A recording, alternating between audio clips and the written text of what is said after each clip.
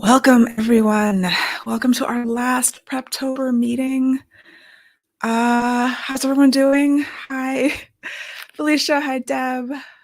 I am here. I'm ready. We're ready to go. I'm not quite ready because I didn't mute everything, but I'm almost ready, getting ready. Deb, you're not caught up, but you have a plan, and I respect that. I respect the plan. I'm interested to see what the plan is. Am I caught up? Am I ready for NaNoWriMo? Is anyone ever ready for NaNoWriMo? Hi, Laura. How are you doing? I think that I feel positive about my level of readiness. Um, I carved out a few hours over the weekend to think about the story and just like dive in and give it my undivided attention for like 3 hours on Sunday. I did some more today, got back into Plotter. I have like the first 4 scenes broken down and ready to go. And the rest of it, I understand the structure. I know where I'm going. So I consider that a win. Um, so the point is not for this to be super stressful. Like hopefully no one's stressing out about it. NaNoWriMo, I think it is supposed to be fun. And writing is hard. Writing a book, no matter how you do it, is always going to be difficult. But yeah, tonight I want to talk about mindset. I want to give you some tips. I've done Nano. I think the first time I tried to do it was 2011, I believe. I'd have to look back I actually signed up on the website. If you haven't signed up on the website yet, first of all, let's do that. Welcome. Hi, Brittany. Hi, Ancient Substance. Uh, I'm glad that you were able to leave class and get here. I appreciate you. I hope your teacher is cool with that too. Yeah, so the first time I tried to do NaNoWriMo was 2011, and I didn't win until I think 2013. I believe those are the right dates. And then I've done it off and on since then. And sometimes I don't commit to it, and so then I lose still, even knowing kind of how to win. But when I commit to it, and even if I'm not fully planned ahead of time, I can push through. So, let's see. Deb has a job until November 24th. And you can plan and do your own version of it. It's flexible. It's like your own challenge. One of those things where you're challenging yourself, and so make it work for you. That is definitely that's gonna be like another bonus tip. I'm thinking of more tips. I have 30 tips. I think it's like 31 tips for y'all for tonight, and there's many more that could be added. Um, Hello, AGL from Scotland. I have similar issues. So I have tendonitis on both wrists. It's chronic. It sort of comes, and I also have ulnar nerve entrapment, which means my pinky gets numb on both hands. I don't know what the cats are doing. They're going crazy over there. So I do have some like repetitive stress things that I have to manage very carefully too. So I do feel your pain, AGL. And I know when I am in heavy writing mode, I have strategies. Like I looked up videos for my issue with the ulnar nerve entrapment, like nerve flossing, stretches. I've got my wrist braces. I have these wrist bands from this company called Incrediwear, which help too for me. And then I've got these gloves. They are those, not, what are they called? Fingerless gloves that help with circulation. So lots of different tools to try to be able to physically get through this. But yeah, we have to take our health into consideration. I have tried dictation as well, and I've had mixed success with it. So I'm trying to incorporate more dictation because I know that my wrists have been a problem. And yeah, I want to be able to write for a long time, and I want to be able to keep myself healthy. Hey, Raven. Yes, this is my Fringe shirt. I loved Fringe too. My brother's an actor, for those of you who may not know, and he was on a television show that had the same producer as Fringe. So and he got me this, and he got me like a signed picture, because yeah, my Fringe addiction was severe. I could have a whole side conversation about Fringe and like the level of obsession that I had with that show for a long time. All right, so let's get into it. I was going to give you my 30 tips for NaNoWriMo and answer any lingering questions anyone might have. And it's okay if you're not planned up. I'm sort of still building as I go. Like I said, I have 4 scenes planned, and hopefully tomorrow and then throughout the beginning of the month, I'm going to write and then plan. So it's gonna be a NaNoWriMo, right? That's fine too. Um, but I feel good about this. All right, I am doing a bunch of different things here. What am I trying to do? Okay, here we go. 30 tips for winning NaNoWriMo. Ooh. Okay, remember that this is a first draft.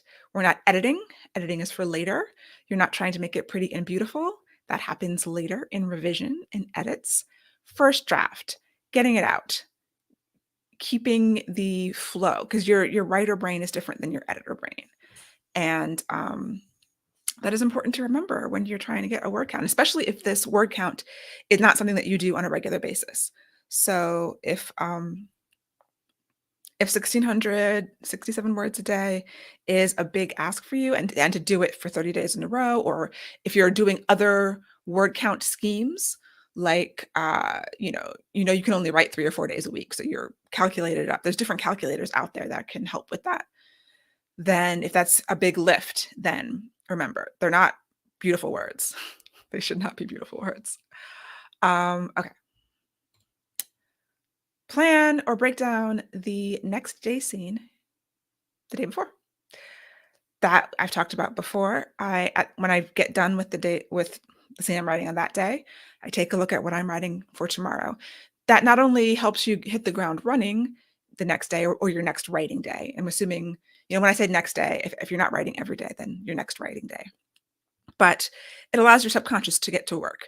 It allows you to go to sleep and maybe dream about it, or to notice things in your environment or in the world that could help you. And those things are coming to the surface all the time. So there are multiple reasons why we plan ahead of time. And just if you can give yourself 24 hours to, refill the well a little bit in between sessions, super helpful. Plan your meals ahead of time. This is super important. If you can meal prep, like when I meal prep, I usually do it twice a week, Sundays and Wednesdays or Thursdays. I cook a bunch of things.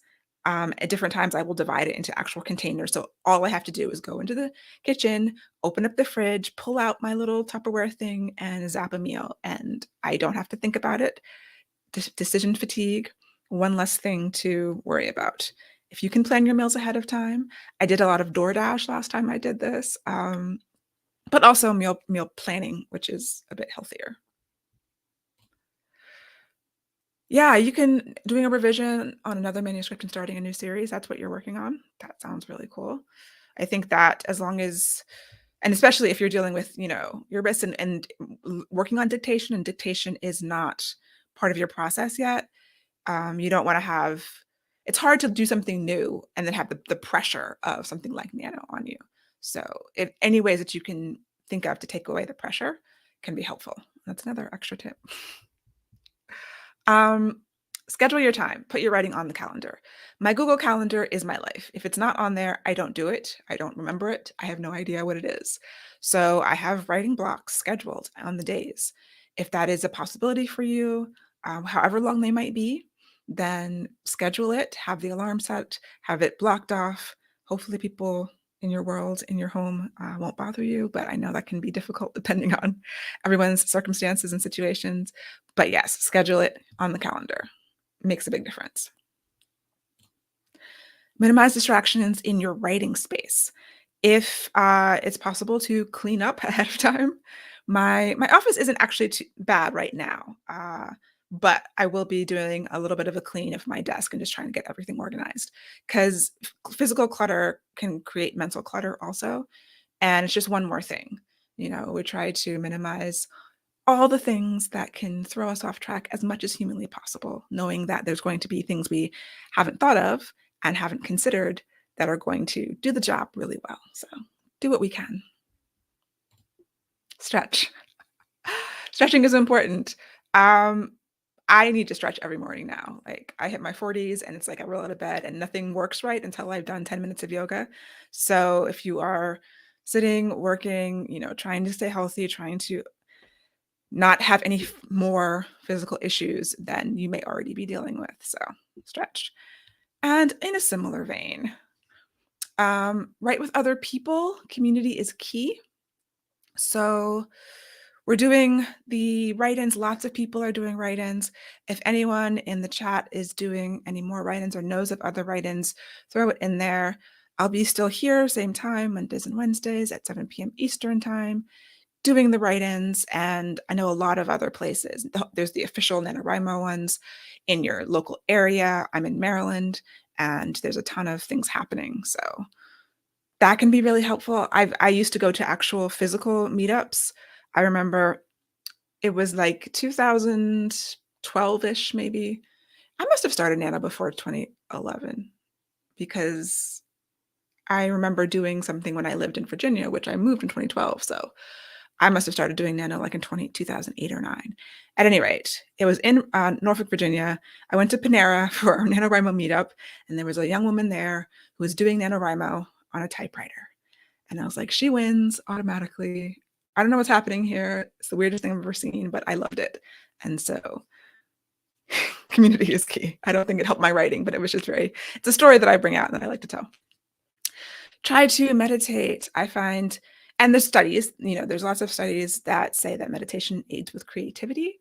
So it helps me calm down, especially if I'm doing an evening writing session and I've had a long day and it's been busy and my mind is racing, since I'm mostly a morning writer, doing it at a time when I'm not used to it kind of requires me to quiet my mind. And I'm trying to incorporate more meditation in my life anyway, but as a way to be calm and be present and get into the story and focus for however long I'm going to be writing, then meditation is very helpful. Use a focusing sound like binaural beats. Sometimes when on the days when I just am having lots of resistance to writing and everything else looks interesting to me, scooping the cat litter and washing the dishes and everything, but I really need to write, I will go onto Spotify and look up binaural beats, or they're on YouTube as well. And you need headphones, and it's some kind of, I don't know what it is, but it's like a humming sound that engages your mind in focus. And it has worked for me many times. So I sit down, I put on the beats, and I just kind of zone in. And yeah, another helpful tip if you're having trouble focusing. Another sound that I like to use is white noise or Coffeetivity. Coffeetivity is a website, and there's an app that you can download, although I don't know if it's active anymore, but it's coffee shop sounds. And sometimes white noise works, but sometimes I don't know why the coffee shop sounds like I will just be here in my office, or even when I actually write at a coffee shop, a lot of times they have music running. So I will put on the coffee shop sound in my headphones to drown out the other sounds. And it makes you feel like, no matter where you are, it makes you feel like you're around other humans. And that is a nice feeling. Silence your inner critic. So it can be hard to write when you feel like everything is crap that is coming out of your fingers or your mouth or whatever, however you're writing. And that's when it's easy to stop. And you have to, with a first draft, remember the first tip, it's a first draft. So your inner critic has no place until the editing and revision process. You're really about capturing ideas. And if you go off script or if you wander down some wilderness path, it's okay. Silence the inner critic, get the words down, worry about fixing them later, worry about if they're good later. Write now, research later. There's a couple of tips in the same vein, just reinforcing the idea that this is a first draft. So we do not, you can, but it might not give you the result that you want. So unless it's absolutely vital, then just write and research later. You can do this by using placeholders when you don't know something. So whenever I am doing a first draft, it is full of placeholders. If I haven't decided on the characters' names, their names literally name, or man or woman or child or baker or whatever. There's large gaps in things. I don't know details, and I will just switch to all caps, write in a note to myself. This is a placeholder. I have to, remember to research this later. There's different techniques for ways that you can, put something in different kind of brackets or, with ZZZ on either end so that you can go back and search for ZZZ, which doesn't occur in any English words that I'm aware of. And you can find these notes and these placeholders. Mazelle says that they love the ambient channels on YouTube for writing. Yeah, there are lots of different sounds that you can have. I've actually started doing work to some of these lo-fi music YouTube channels also when I feel like I want something more than just noise or, coffee shop sounds, but not actual music. I mean, I can't write to music with lyrics. I'll be singing along and not writing. And so, yeah, if there's some sort of music that is in the vibe and the energy of what you're writing, that can be super helpful too.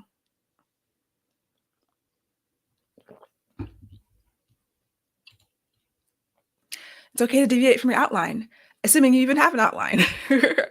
So we've been planning, we've been trying to get to the point where you have something that you can work on, that you can, structure your story and go in with some kind of roadmap. But I've never followed an outline from beginning to end in my life. Some people do that. It's amazing to me. So don't feel bad if you have to deviate. Just, if you have extra time to re-outline once you've deviated, that is a good idea. Accept that you're going to deviate and then come up with a new plan and figure it out after that. Remember you saying you do love the love story second. Is it okay to focus on the main plot for a fast draft and add the other side plots later? Absolutely. Yes. And especially if you are writing something that's going to be longer and your main plot can take up the whole 50,000 words, or even if it doesn't, even if you want to do it in stages and it's like you have a better idea of, one plot line, and then the subplot will become clearer to you maybe after you've written the first one. So absolutely.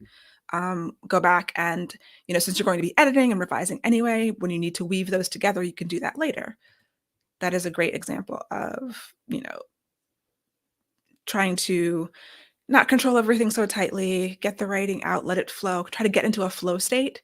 If you're familiar, there's all this psychological research on flow state, and I don't remember anything, of course, off the top of my head, but the idea of a fast draft is sort of like getting into that flow and turning off your editor brain so that you're staying with the inspiration or the muse or whatever, getting it out in whatever way it sort of comes to you. Build an inspiration deck. We talked about this in some of the planning videos. And there's going to be several slides about when you're stuck, but a lot of getting through Nano is managing stuckness and planning for getting stuck. If you are the kind of writer who never gets stuck, that is amazing. More power to you. I'm very jealous. I get stuck every time, every manuscript, at least once, usually twice, sometimes 3 times. So an inspiration deck can be your Pinterest board, can be your playlist, can be the, note cards, whatever it is. It's going to remind you why you're writing this, remind you what you think is cool and great about this, and help you push past the blocks and fall in love with the story again when all the words feel like they're terrible and you feel like no one is ever going to read this. This is a huge waste of time. You can fix it in editing and revision, and then you will have an editor, either you'll hire one, or if you want to be traditionally published, someone will pick you out of the slush pile, but some way, somehow it will be edited later. Don't try to write well. Again, first draft, just these are slightly different, but they're the same. Yeah, don't try to write well. Don't worry about your metaphors and your similes and the language. If anyone saw my first drafts, it's like 3rd grade level. So but the Storymatic deck, just for that purpose. I have a couple of decks. Don't know that I've heard of Storymatic. I have Story Engine and I have Story Forge. And there's a whole thing about using the tarot for inspiration to get out of, when you're stuck. There's a lot of different ways. I'm going to have to look up Storymatic because that sounds interesting too. And I sort of collect decks, card decks. So I'm actually writing that down.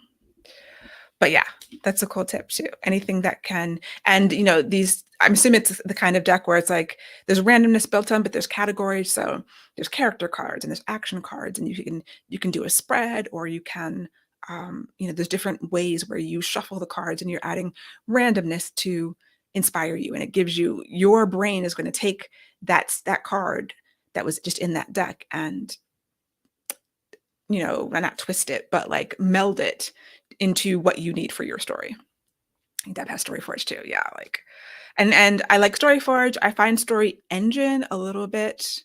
I think I just pull it out more, but they're all great, and I've used them. I've used them all. Trust your intuition. So much of writing and being an author is about learning yourself, learning the techniques and your style and your process, and that requires trusting your intuition.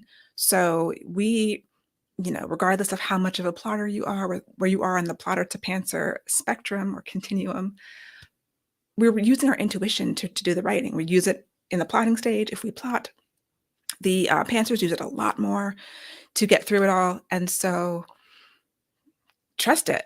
And that can take time and practice. And that's what NaNoWriMo is for. It's for practicing that and kind of relying on it to a certain degree. Oracle cards. I just heard of Oracle cards the other day, and with someone who was talking about tarot for writers, and also Oracle cards being another way to do that. So yeah, absolutely. And I have Becca Syme's Stuck List decks too, which I bought and she had a Kickstarter. I bought 2 sets because I was going to do a giveaway, and I haven't done that yet. So that reminds me I should do that giveaway on my newsletter. But yes, that is also a good tip for when you're stuck. Becca, there is like an ebook version, I think, and there's like digital versions too. So if you need to find Becca Syme's Stuck List when you're stuck, that is a good resource. Exercise. Exercise helps me think, even though it's hard for me to write after I've done a hard workout. I usually need to write and then work out instead of work out and then write. But that's just me, because all of my blood goes somewhere else and not in my brain. It's like rebuilding my muscles. But take a walk, do a dance routine. There's really cool. Someone was talking about, who was this?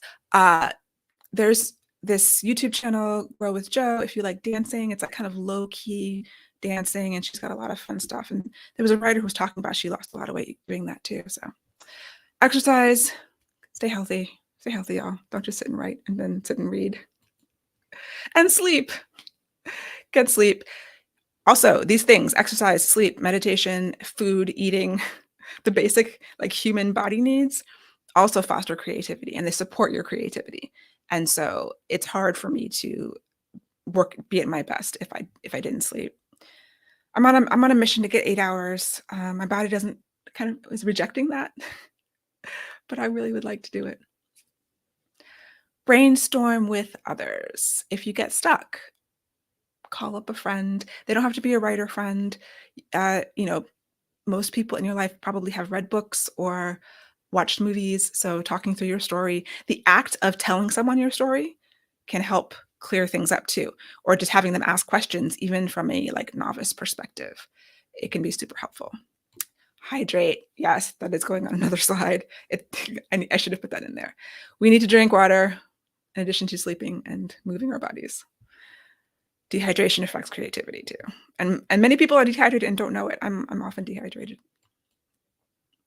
Trust that revision will improve things. This goes back into this reinforcing that idea, because I find that I need it reinforced too. Like when I'm in the middle of a first draft and I'm convinced I've forgotten how to write and I don't know how any of those books got on that shelf that I wrote, and it happens every time, I just need the reminder just as much as y'all might.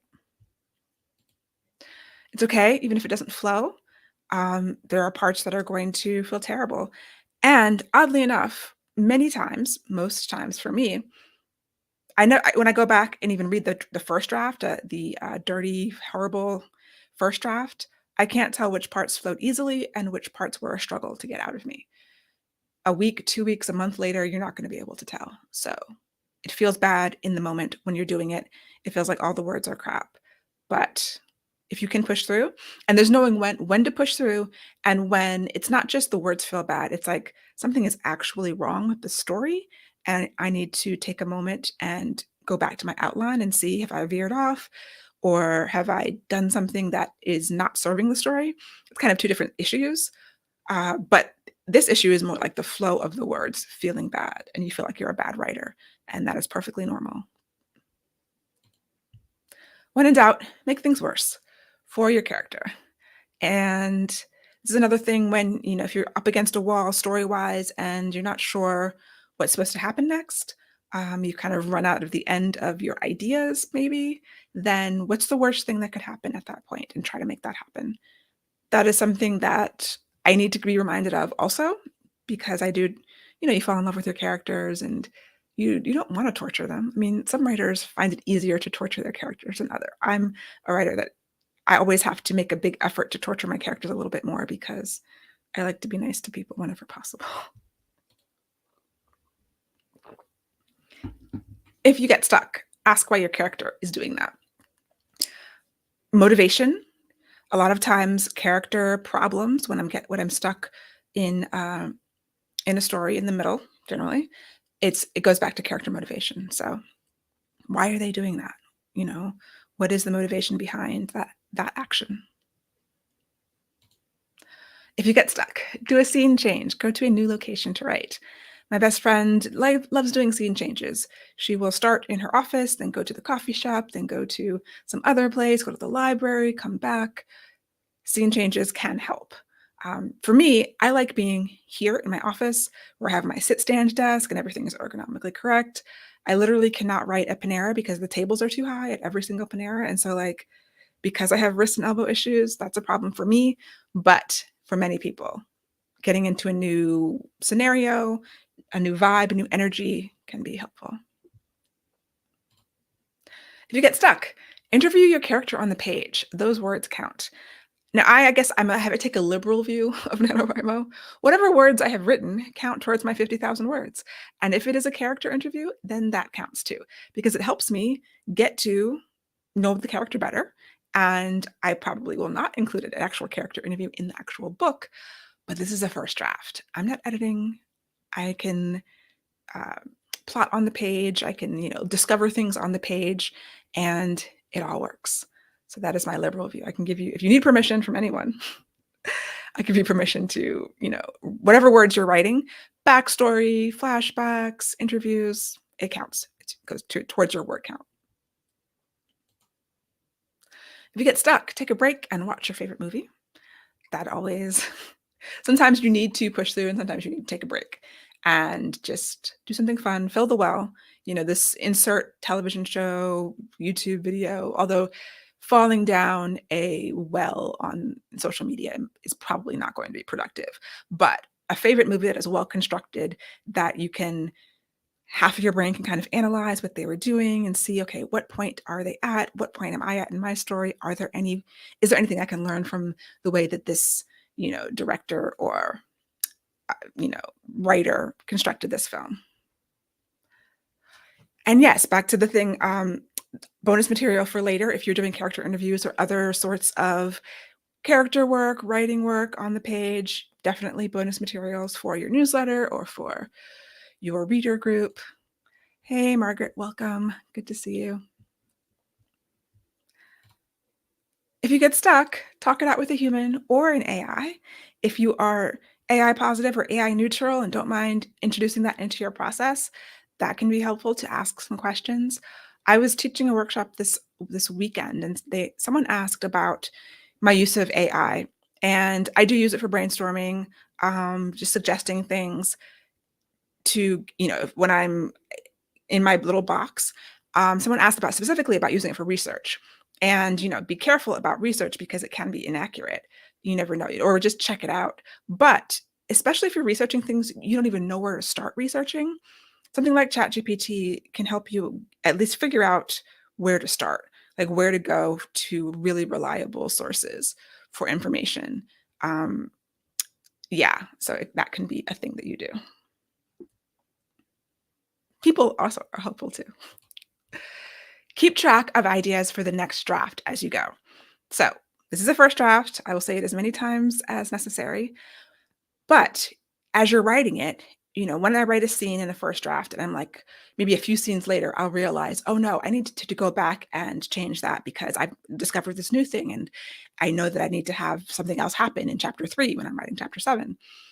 I keep a list. I keep notes. I do not go back to chapter 3 and edit. We do not go back and edit in NaNoWriMo if we want to finish. That is a hard and fast rule for me. I mean, your mileage may vary, but I would suggest not going back and editing. But write it down. Don't lose it. Either keep a separate file. Sometimes when I'm writing in Scrivener, I will just make a comment, highlight text and use the comment feature. And say, hey, remember to go back and do this and change this to that. Or, whether it goes in all caps, like I was saying with placeholders, find a way to keep track of the changes that you already know that you want to make in your next draft while you're doing this one. And celebrate your wins. So if you have a weekly word count goal, if you know you're not going to be able to write every single day, and I would recommend doing a weekly word count goal, just because I have found it so hard to write 7 days a week. I would try to get as many words, like start strong, start the month with like 3,000 words a day, if that's at all possible for you, knowing that there's Thanksgiving and there's times you're just going to be tired, and so do a little bit more, and then celebrate that when you hit that. It's really important to celebrate the little wins. Sequel ideas. I was trying to figure out when I was outlining, is this a trilogy? And I'm trying not to plan a trilogy because I don't know if I want this to be self-published or if I'm going to try to do it traditionally published. And if I go traditional, then people, buying trilogies is less common than buying 2 books or 1 book. So, and I just don't know if I want to commit myself to that. But I have so many ideas. And so, yeah, sometimes I'm battling against myself with that. Yeah. And yeah, I get a lot of Scrivener comments that I have to remember to take out before I send the manuscript to my editor.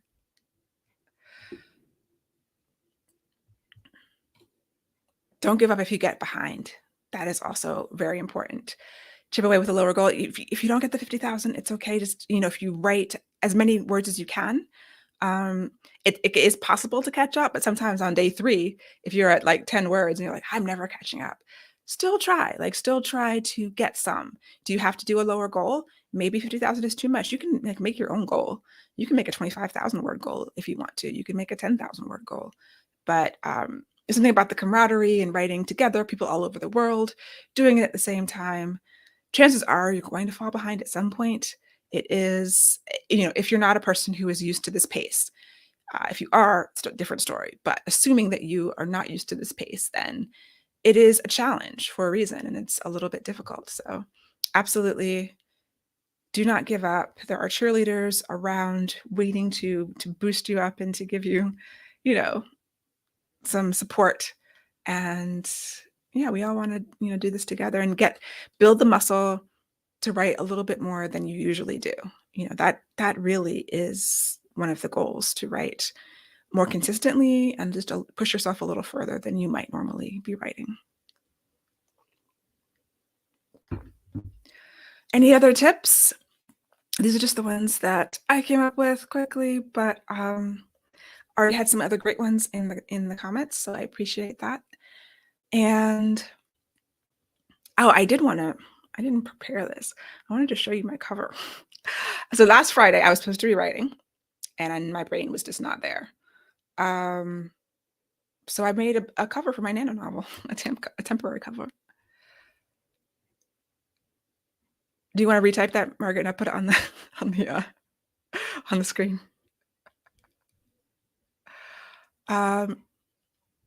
But I don't know if I can actually share it. Let's see.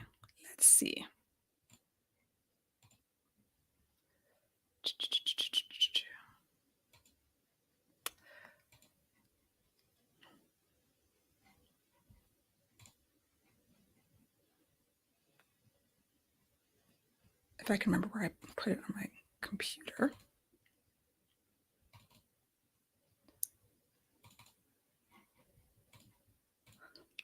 Author Tubers Karaoke second Saturday. Great way to celebrate.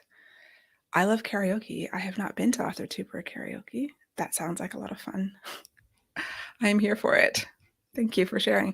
Oh, and if you know of other Author Tubers doing write-ins, post it up, because yeah, hopefully we can gather some together and people can find a write-in that works for them somewhere in the world or on the interwebs. All right, I think I got this. Add to stage. Oh, this is the cover I made in Canva for my novel. And this is the vibe I'm going for. It's obviously not going to be the final cover. Even if I self-publish it, I would hire a real designer. But this is my inspiration for the story that I've been building all through Preptober. So if you have been following along with all the videos, I'm going to, I don't have a color printer right now, but I'm going to have this open, giving me the vibe, the energy, sort of like the comps, the type of story, reminding me that I want to do a cozy because my brain wants it to be not cozy. And I'm fighting against myself, trying to figure out how to make this a thing that I want. So that is just the thing I whipped up in Canva to inspire me. It's part of my inspiration deck for this story. And yeah, that's what I did instead of writing on Friday. I was very bad, but sometimes I just have to give myself grace and be like, my brain wasn't there. I did finish the scene I was supposed to write on Friday on Saturday, and I feel good about that. And I feel good about my cover. I think it's very adorable. So, any heart breathings? Yes, Sarah Cannon is doing writing sprints. I know that Written in Melanin mentioned she does sprints on Thursdays. Heart Breathings does sprints, and Sarah is great. Her whole Heart Breathings community is amazing. Definitely check out what she's doing if you're not aware. And I'm sure there are lots of others. So if I collect some, I will put them out on the newsletter. Fill the well is so important. Yes, I mentioned I was going to watch Amelie sometime this week, I think, just for like a visual inspiration. You know, I've been watching Pushing Daisies, so that's been going well. And those are kind of different, but they're kind of like a similar, like a bright, happy colors, cozy, I don't know what you call that. But reading, planning, researching, and that doesn't have to stop when you start writing. I mean, I'm always planning and researching and reading as I'm writing. But since I am doing two things at once, I have to limit it. But the more I do work on the book, the more excited I get about it and telling the story. And yeah.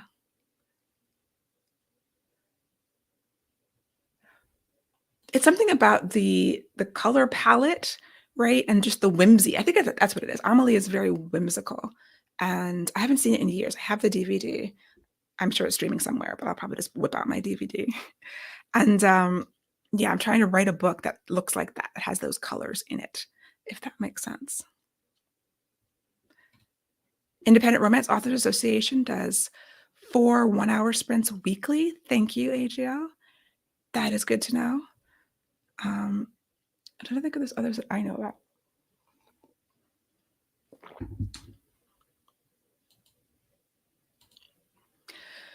Reading tanks in November. You have to realize you can't do everything. So sometimes when you like ramp up, you know, one dial, another dial will go down just because you're a human being and you only have so many hours in the day and you have other things vying for your time. So yeah, I'm the kind of person who, if I'm not reading at least a little bit, my creativity suffers for it. So then my TV watching goes away. You know, I don't watch movies and television shows because I'm reading. But when I'm binging a show, chances are I'm not reading a whole lot. So if it's a problem for you, then, you know, try to figure out an alternative. Is it just like a limited series television show or just novellas or short stories that can kind of feed that itch but be in little bite-sized portions?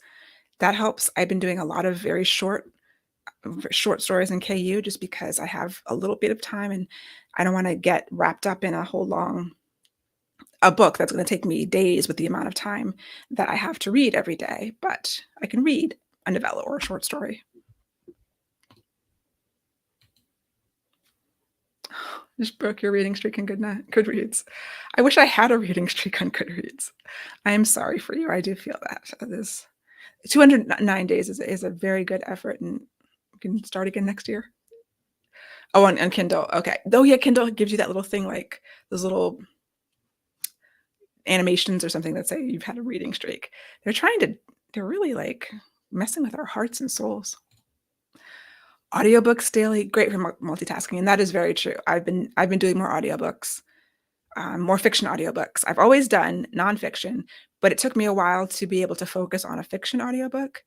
But yes, also because of my wrist issue and my elbow issue, holding the Kindle has been a problem, which some of y'all might know about. And I have the Kindle Pillow, which is greatly improved that.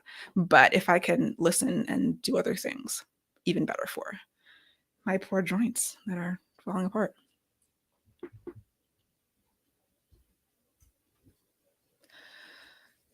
So with one official day left before Nano, level of readiness, anyone want to cop to it? It's okay if it's not as high as you want it to be. And between now and I guess the end of November, everyone wants to share their plan or their strategy. If you have a different word count goal than the traditional one, or like a weekly word count goal.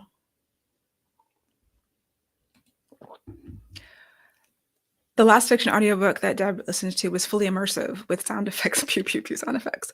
I find those difficult. There's only one, some of the Star Wars novels are like that, and those don't bother me, but they're extremely well done and very expensive sounding. Otherwise, I have a hard time with like the full cast or all the sound effects. I just want someone to read the book to me usually. But yeah, different people have different different styles of audiobooks that they're attracted to. Yeah, it was a Star Wars one. Yeah, those aren't bad, honestly. They really, I mean, they have the music and they're bringing in music from all of the movies and they always have excellent narrators. So that's a big deal too. Having a subpar narrator. I can't even finish those books, unfortunately.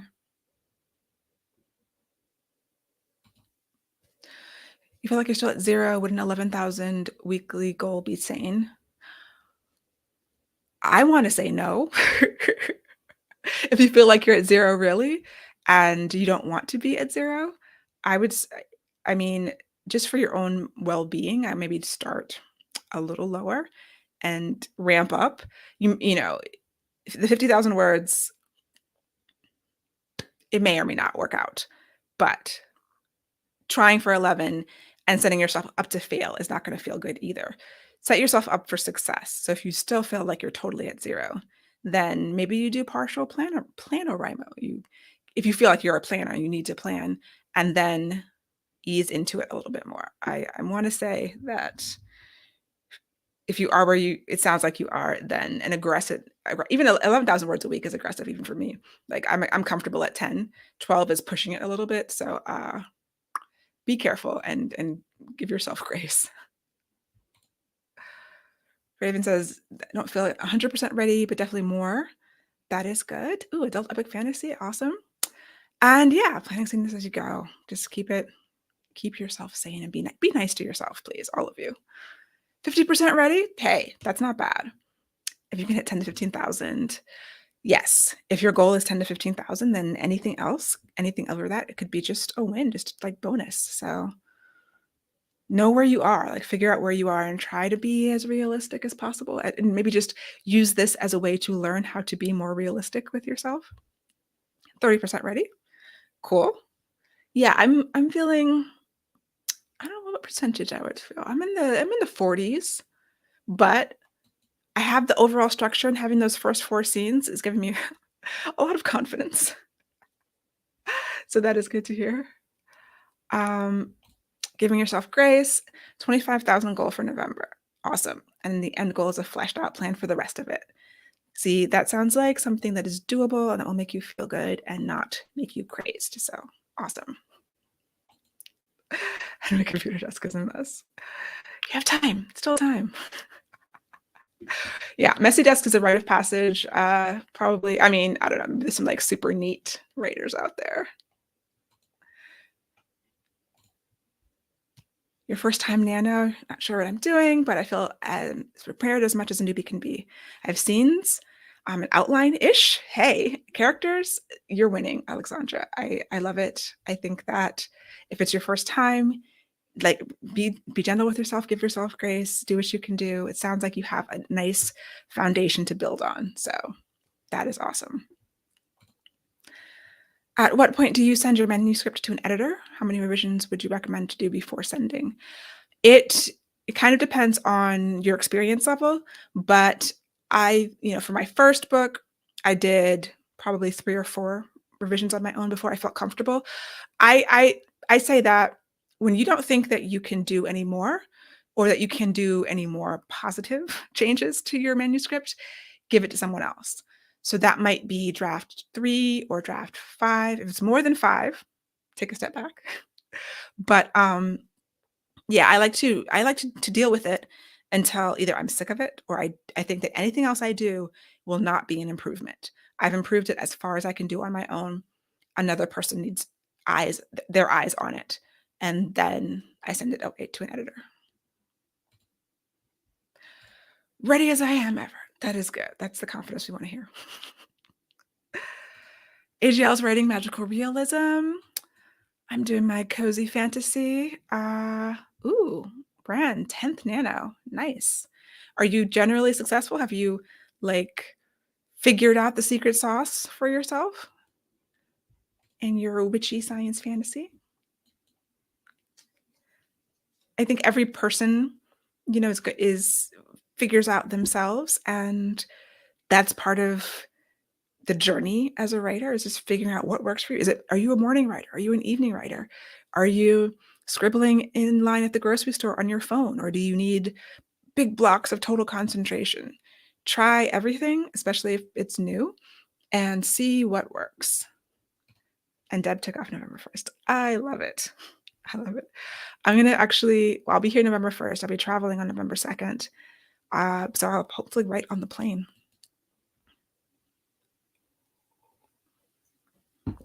And that is where my free write comes in, super handy. Where is that thing? Yeah. Library addict, good luck, everyone. Yes, good luck, everyone. However you're doing it, whatever your word count is, I wish us all luck. And hopefully some of you will come through the write-ins and keep us all updated on your progress as we go through the month.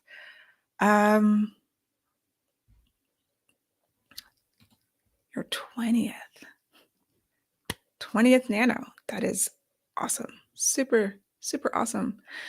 Yeah, like first drafts. No secret sauce, only one for. Self-care during the process helped your success. That is, yes. I found that too. I found that when I did the meal prep and when I wrote with other people, it was the first year I won when we set up our own little kind of writing group online.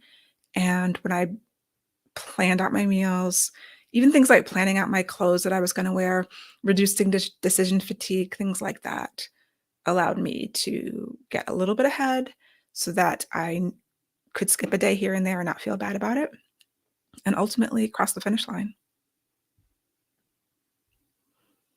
Yeah, 20th is a huge achievement.